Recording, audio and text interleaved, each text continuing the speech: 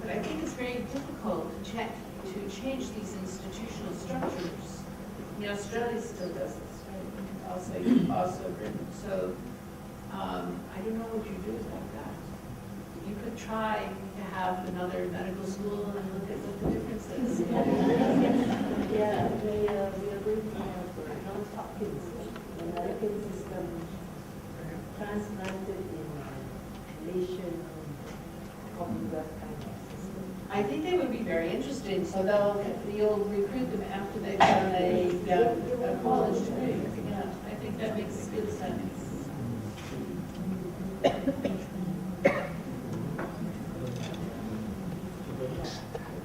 When I was a medical student 30 years ago, confronting with dying leukemia patients, I told myself I would never take up that job in the future. But by the twist of fate, I actually became a hematologist who looked after leukemia patients all my life. So now the question is, it's very interesting, thank you for sharing the experience between Indonesian and Malaysian doctors, their emotional issue, that the different way they deal with dying patients. My question is actually, now with this kind of knowledge that has been generated, do we inculcate our patients early when they were medical students, or should we actually hold on to later when they are actually training for specialists? What's your opinion? Thank you. How many people come to medical school because they've had someone in their family have a really terrible illness?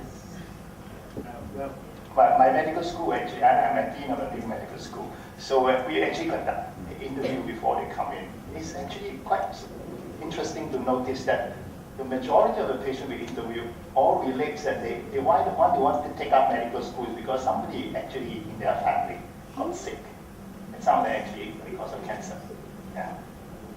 I think you've answered the question.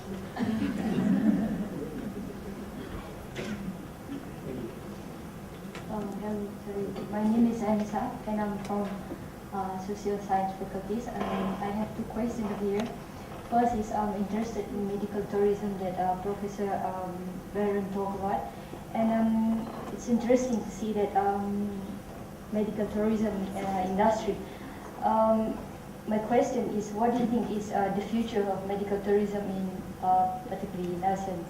And second question is, I'm interested in combination between culture and also modern medicine, if you call it. And in Prof. Marijo, what you mentioned about cancer treatment, do you have any challenges in incorporating between these two, or any suggestion?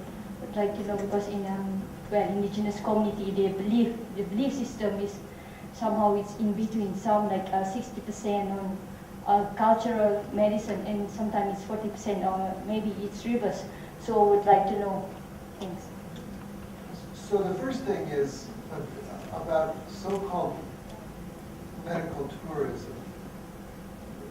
I had a very serious foot infection when I was in Indonesia and flew to Singapore because the insurance that I had supported me to go to a hospital there. The first thing is, I'm always kind of puzzled by this word medical tourism. I wasn't a tourist. And the idea that I went to Singapore to be treated for an emergency condition as a tourist always sounds like a rather strange notion. Obviously, there are certain kinds of medical conditions that people will fly to another place for because it's cheaper, etc., cosmetic surgery, etc. But so the word itself seems always a bit puzzling to me. But the idea that there is movement across Asia, that first of all, that there are a large number of persons beginning to come to Asia from North America because the medical care is just as good and costs much less. That's happening. And the fact that when I did in clinics in Singapore, I always see waiting rooms filled with Indonesians. It tells you something. And the fact that Indonesian physicians are very concerned about how do we deal with this? How do we actually create the best quality care that will keep people who have enough money to pay for it remaining in Indonesia, etc. And I think it does create this dilemma of whether to invest heavily in VIP kinds of medicine and how to balance the needs of Aceh, the needs of very poor parts of the country with the concentration of physicians and the concentration of medical services, and particularly high-tech medical services in the cities. So 50% of the psychiatrists of Malaysia live in Kuala Lumpur, right? It's about the same kind of ratio in Indonesia. And so I don't think there's an easy answer to dealing with that. Let me say one word about the second issue, and then Mary Jo can add to that. Obviously, in the area of mental health care, people in the United States and people in Indonesia make use of mental health services and of a variety of traditional healers and of religious forms of healing all at the same time. We have at various times talked about this difference between disease and illness. Those don't translate neatly into Bahasa Indonesia, but the notion is that there are biomedical diseases that get treated by doctors, but there is the experience of illness. And very often the medical system is not so good at treating people's illness experience, and a variety of kinds of other resources in the community are good at treating, are better at treating those experiences of illness. Psychiatrists may give medications, and the person in Jogja will also go to a healer, and they will thank the healer for having cured them when the medicine may have been what's been effective. I know my psychiatrist friends are sometimes get frustrated by that. I think we live in a world in which people make use of anything that's available, and the idea of, and I simply accept that there are that there isn't only sort of biological treatment, that treating the experience of illness is just as important as treating the disease for many people. Your question is relevant for the oncology cases that we were following. Dr. Yafti Sunarto had a case of a 15-year-old boy who suffered from Burkitt's tumor. And it was identified quite late, and the interventions were not working, the treatments were not working. He was taken to Singapore to have second opinions, and really it was a hopeless case from the perspective of the physicians and the oncologists. She struggled. We were together and she was doing SMS with back and forth consulting with the other oncologists while we were going off on an art tour in London. So, we have all these SMSs back and forth. What should the family be told when they decided, and the young boy decided, the 15-year-old boy decided he wanted to try an experimental treatment that was not an experimental treatment from an RCT. It was an experimental treatment that a clinician, an internist, had developed himself. It sort of jumped really. And they were very straightforward with the young man. They decided to tell him their opinion and to actually say that they were not supporting this treatment, but that if he and his family wished to do this, they felt that he only had 3 or 4 weeks left to live, that he should do what he wanted to do. And so they supported him in caring for him while he pursued this fantasy treatment. As it turned out to be, it had no impact, positive effect. But all the while feeling uncomfortable. And I think that's one of the things that we're tapping into when we look at the inner life of medicine. You really tap into the discomfort that one feels. You say, you know, didn't want to be an oncologist, and here you are, a pediatric oncologist. In part, it's also what is very energizing. I think about.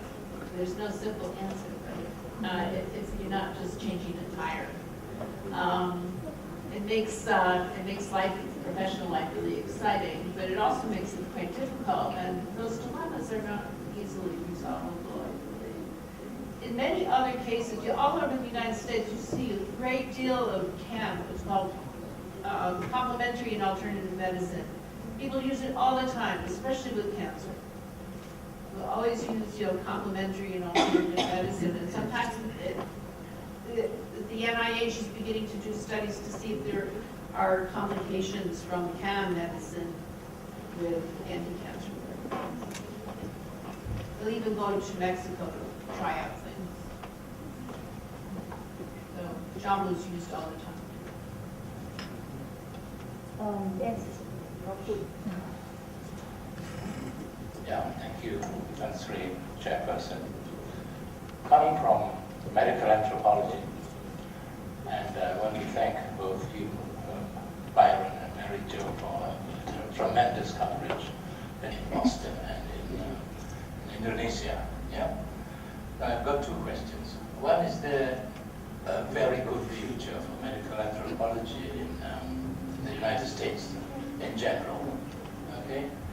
And secondly, perhaps, what your institutional, what institutional reception there is to work such as that both of you have been doing, right? So it is not so good here. Not so good. I mean, you were also slightly pessimistic towards the, then you became optimistic towards the end, right? Is this a fair comment? And then maybe some high points in your career in terms of the comparative work that you did in Indonesia and in the United States. Could you address that? Fortune of returning to Harvard after spending 7 years in the psychiatry department at University of California, Davis, where we were called in to be the consultants to anybody who was not just sort of standard white American, because we were the anthropologists. If they were Laotian, or if they were, wherever they were from, we were called in. It was really strange being the social scientists. We were the only social scientists who were not psychologists in the medical school at Davis. But we did develop a good relationship with the psychiatrists in teaching social medicine, and the students were very, very interested in looking at the culture of patients, and identity politics was very important at that time. So the students who drove an interest in culture and psychiatry, or culture and medicine, the culture of medicine and the culture of patients, doctor-patient interaction, were the Davis students. If they were immigrants, if they were Chicano, Mexican background, Hispanic background, Asian background, etc., they were in the forefront, really pushing it. And so they helped to carry us along. Before we went to Davis, we were involved in, I would say, the groundwork of actually developing a new kind of medical anthropology that would look at the clinical connection at Harvard before we left with Arthur Kleiman and Leon Eisenberg. Well, we were recruited to go back